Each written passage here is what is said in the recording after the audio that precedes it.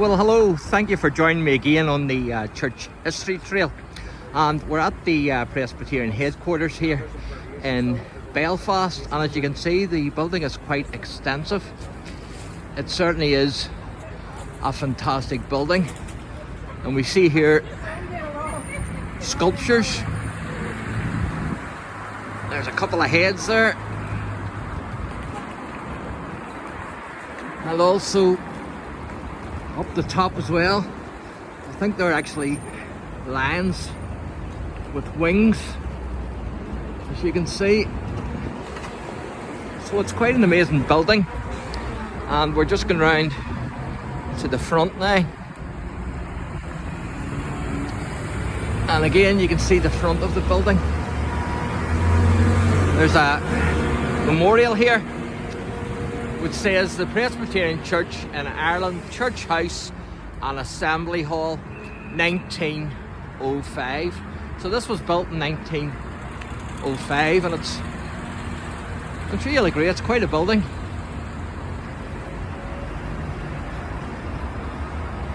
Again, there's like dragons, I think they are.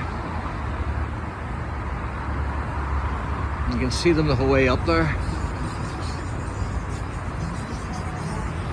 There's a wee bit of information here in this billboard which I'm going to take the time to read out to you, because it's very good information.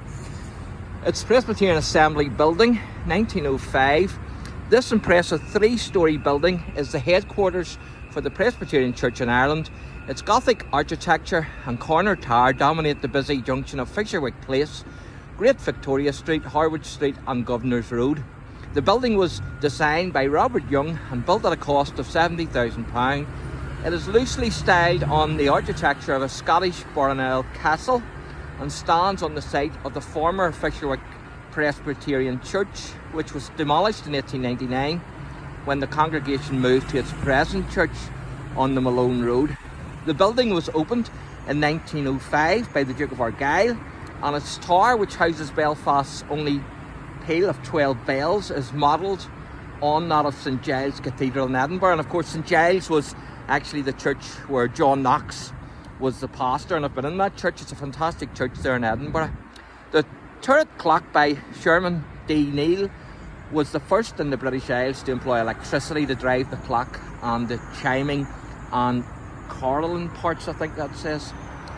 The building's Scottish connection is appropriate, since the Presbyterian Church in Ireland is a daughter church of the Church of Scotland. Its roots can be traced back to June 1642, when the first organised Presbyterianism in Ireland had its beginnings among Scottish regiments stationed in Carrickfergus. Of course, the castle's there at Carrickfergus, just 10 miles north of Belfast on the shore of Belfast Lough, and we'll actually be going there later on. I'm going to do a wee bit of filming of the first presbytery in Carrickfergus there in 1642. Church House survived bomb damage in the 1970s and has been sensitively restored. It was extensively renovated in 1992 to provide more appropriate accommodation, and the ground floor was at that time converted to a shopping mall. At the heart of the building is the large D-shaped Assembly Hall, one of the most impressive interiors in Belfast. Entered on the first floor, it has seating for 1,300 and is noted for its gallery and a great oblong roof light, with coloured glass of Art Nouveau, I think that is, pattern. So there you are. I'm sure you'll agree that it's pretty amazing. We'll take a wee look inside just shortly. There's more buses there, you can see. And there's something down here that I want to show you which drew my attention, which is very good. And that's these crests just up above my head here. I'll try and zoom in and let you see them, because the first one is of Carrickfergus and the next one is Dungannon, and then you have Armagh, and then you have Enniskillen, and then the last one is Coleraine. So that's pretty cool. And so we'll take a wee look inside, and I hope to interview one of the gentlemen from the Belfast City Mission, who his office is actually in here. So I hope to interview him soon. So there you can see inside, and that's the Presbyterian Historical Society of Ireland, which is just in there. And then here we have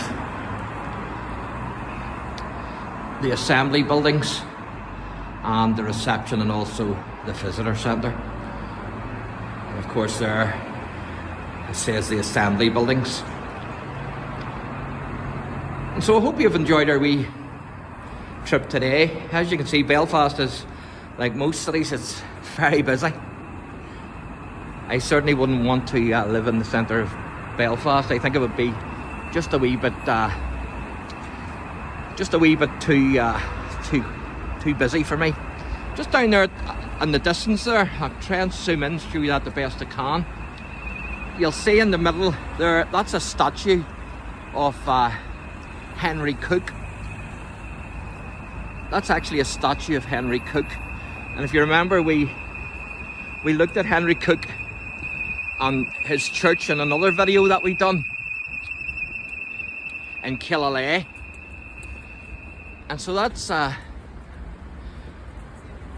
Henry Cook.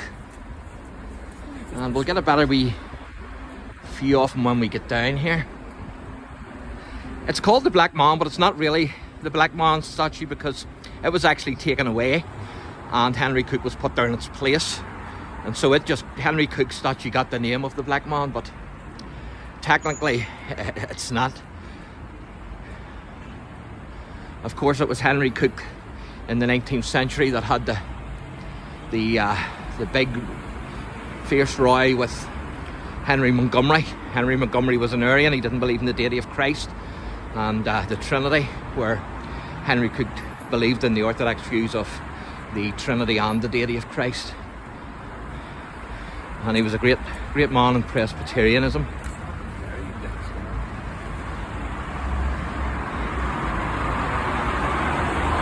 As you can see, that's Henry Cook.